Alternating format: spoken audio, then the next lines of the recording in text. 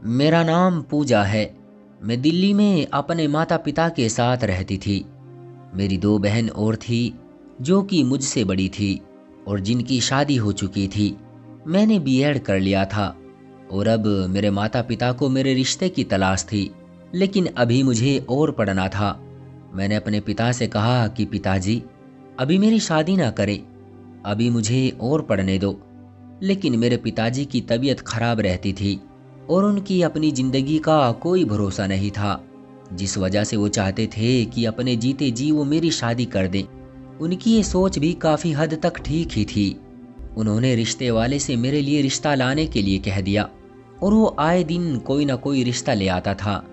एक बार मेरी बड़ी बहन के घर से भी मेरा रिश्ता आया, लेकिन मेरे पिता को वो लोग लालची लगते थे, इसलिए मेरे पिता ने उनको मना कर दिया। मेरे पिता चाहते थे कि मेरी शादी एक बहुत अच्छे परिवार में हो। इस बीच पिताजी के बिजनेस पार्टनर ने उन्हें धोखा दे दिया और मेरे पिता को बिजनेस में बहुत ही ज़्यादा घाटा हो गया, जिसकी वजह से उन्हें दिल का दौरा पड़ा। एक दिन अस्पताल में मेरे पिता के दोस्त उनसे मिलने आए।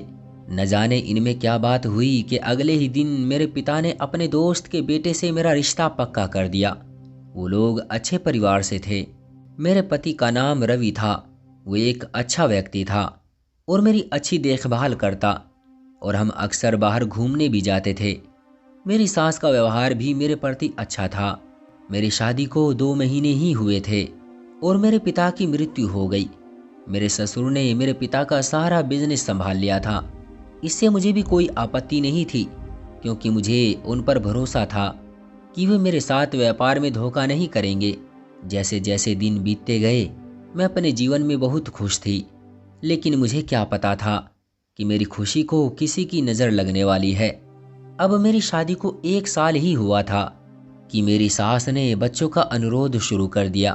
कहने लगी कि तुम्हारी शादी को 1 साल हो गया है और अब तक तो तुम्हें खुशखबरी सुना देनी चाहिए थी। मैं ये सुनकर हैरान रह गई और मैंने बोला कि ये तो सब ईश्वर का आशीर्वाद होता है, वो जब चाहे दे दे।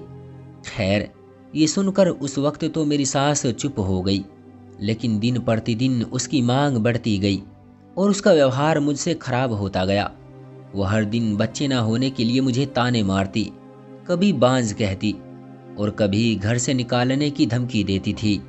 मैं चुपचाप ये सब सहती रहती, क्योंकि ये बात अभी तक मेरे पति तक नहीं पहुंची थी। लेकिन कब तक ये बात रवि से छुपी रह सकती थी। अब मेरी सास ने रवि के कानों में भी ये बात डालनी शुरू कर दी कि तुम्हारी पत्नी तुम्हें बच्चों की खुशी नहीं दे सकती। उस समय हमारी शादी को 2.5 साल बीत चुके थे। शुरुआत में तो मेरा पति अपनी माँ की बातों में नहीं आता था, लेकिन अब मुझे लगने लगा था कि वो भी अब बाप बनना चाहता है। मैं बहुत ज़्यादा परेशान थी और मेरी सास पर तो दादी बनने का भूत सवार था। वो मुझे ज़बरदस्ती डॉक्टर के पास ले जाती तो कभी किसी हकीम के पास ले जाती, लेकिन इतना कुछ करने के बाद भी मेरे बच्चे नहीं हो रहे थे। अब मैं रोज़ डॉक्टर और हकीम के पास जा जाकर परेशान हो गई थी, लेकिन फिर भी मैं ये सब चुपचाप करती रहती ताकि मेरा घर बचा रहे। फिर मैंने एक दिन अपनी माँ को ये सारी बात बताई तो मेरी माँ ने मुझे और मेरे पति को टेस्ट कराने की सलाह दी। जब मैंने अपने पति को टेस्ट कराने के लिए कहा तो वो मुझसे नाराज़ हो गए और मुझ पर गुस्सा करने लगे। मैंने रवि को बहुत समझाया और वो डॉक्टर के पास जाने को तैयार हो गए।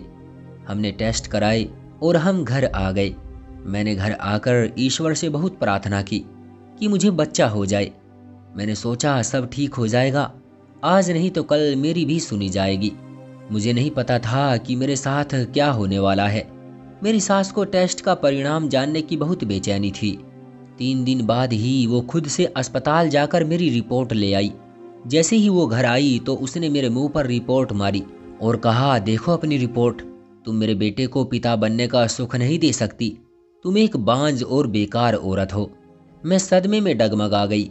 मैं सचमुच में बांझ थी, मुझे विश्वास नहीं हो रहा था और मैं रोते हुए कमरे में चली गई। मेरी सास को अब मुझे और अधिक प्रताड़ित करने का मौका मिल गया था। मेरे पति ने भी अब मुझसे मुंह मोड़ लिया था। मेरी सास रवि का पुनर्विवाह और मुझे तलाक दिलाने की तैयारी करने लगी और उसने कुछ ही दिनों में लड़की भी ढूंढ ली। कम से कम मुझे अपने पति से ये उम्मीद नहीं थी। वो मुझसे बहुत प्यार करता था, वो अब ऐसा क्यों कर रहा था? मुझे कुछ समझ नहीं आ रहा था। एक दिन मेरे ससुर मेरी सास से बात कर रहे थे और मैंने उन्हें ये कहते हुए सुना कि हम अभी पूजा से तलाक नहीं ले सकते और ना ही उसको घर से बाहर निकाल सकते, क्योंकि उसका बिजनेस अभी हम संभाल रहे हैं। जब उसका सारा कारोबार पूरी तरह से हमारे नाम हो जाएगा तो उसे घर से निकाल देंगे। मेरे ससुर कहने लगे कि मैंने रवि से भी बात की थी, वो भी यही बात कह रहा था कि जब पूजा का सारा बिजनेस हमारे नाम हो जाएगा तो मैं उससे तलाक ले लूँगा। ये सुनकर मेरा दिल टूट गया। मेरा दिल बस यही चाह रहा था कि मैं ये घर छोड़कर चली जाऊं, लेकिन मैं अपने घर जाकर भी क्या करती। मेरी दूसरी शादी भी नहीं हो सकती थी क्योंकि मैं बांझ थी। जब मेरी माँ को मेरी पूरी स्थिति के बारे में पता चला तो उन्होंने भी मुझे वहीं रहने को कहा और कहने लगी कि तुम्हें दुनिया स्वीकार नहीं करेगी, अब तुम्हारा जीना मरना वहीं है। इसलिए मैं चुप करके वहीं रहने लगी और फिर मैंने धीरे धीरे अपने बिजनेस के बारे में जानकारी लेना शुरू कर दी और अब मैंने फैसला कर लिया था कि मैं अपना पूरा काम खुद संभालूंगी और अपने आप को अलग कर लूंगी। कुछ दिन बाद मैंने रवि से तलाक ले लिया और अलग हो गई। फिर रवि ने भी दूसरी शादी कर ली। वो लड़की मेरी ही उम्र की थी और देखने में बहुत मासूम लगती थी, लेकिन न जाने मुझे उससे जलन क्यों होती थी, इसलिए मैं उसको देखना भी पसंद नहीं करती थी। कुछ महीने बाद वो सब मुझे एक होटल में पार्टी करते दिखे। मैंने देखा कि वो लड़की प्रेग्नेंट थी। शायद कुछ दिन बाद रवि बाप बनने वाला था, लेकिन सिर्फ नाम का, क्योंकि मैं रवि से अलग होने के बाद उसी डॉक्टर से मिली थी जहां मैंने और रवि ने टेस्ट कराए थे। तो डॉक्टर ने मुझे बताया था कि प्रॉब्लम रवि के अंदर है, मेरे अंदर नहीं, बल्कि मैं बिल्कुल ठीक थी। लेकिन मेरी सास ने मुझसे झूठ क्यों बोला था। खैर, जो भी था, अब मुझे सच्चाई से पर्दा उठाना था। मैंने रवि की दूसरी पत्नी की निगरानी करनी शुरू कर दी। कई दिन बाद मैंने उस लड़की को एक लड़के के साथ होटल में बैठे देखा जो एक दूसरे का हाथ पकड़कर बैठे थे और कुछ देर बाद ही वो दोनों होटल के रूम में चले गए। मुझे उन पर शक हुआ। ये देखकर मुझे गुस्सा भी आया, लेकिन फिर मुझे मेरे साथ हुई क्रूरता भी याद आ गई। फिर क्या था, मैंने मन में बदला लेने की ठान ली और रवि को फ़ोन करके अपने ऑफिस बुला लिया। मेरा नाम फ़ोन पर सुनकर उसे बहुत हैरानी हुई, लेकिन फिर भी वो मुझसे मिलने मेरे ऑफिस आ गया।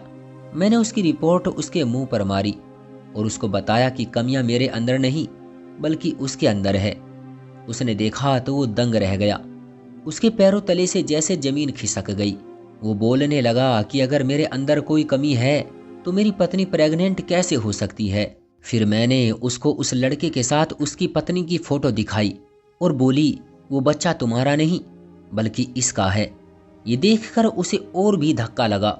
वो तुरंत अपनी रिपोर्ट लेकर डॉक्टर के पास भागा और उसने टेस्ट कराए, लेकिन रिजल्ट फिर भी वही था। रवि इस सदमे को बर्दाश्त नहीं कर पाया और हॉस्पिटल में ही चक्कर खाकर गिर गया। जब रवि के माता पिता को इस बात का पता चला तो रवि की मां ने मुझसे माफ़ी मांगी और मेरे पैरों में गिरकर मुझे बताया कि मैंने रवि की टेस्ट रिपोर्ट को तुमसे छुपा लिया था और तुम्हारी रिपोर्ट बदल दी थी, क्योंकि मुझे रवि की दूसरी शादी जो करनी थी।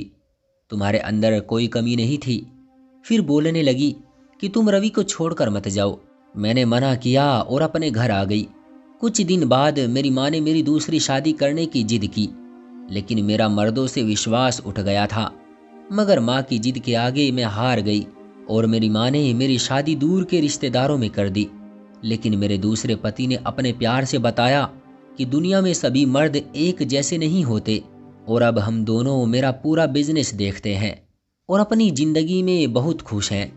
तो दोस्तों, ये थी हमारी आज की कहानी। आपका क्या कहना है इस कहानी के बारे में? कमेंट करके हमें ज़रूर बताएं। वीडियो को लाइक कर दीजिए और इसी तरह की कहानियाँ लगातार देखने के लिए चैनल को सब्सक्राइब करके घंटी को दबाकर ऑल पर सेट कर लीजिए, ताकि आने वाली वीडियो का नोटिफिकेशन आपके पास तुरंत पहुँचे। मैं मिलता हूँ आपसे अगली वीडियो में, तब तक के लिए धन्यवाद।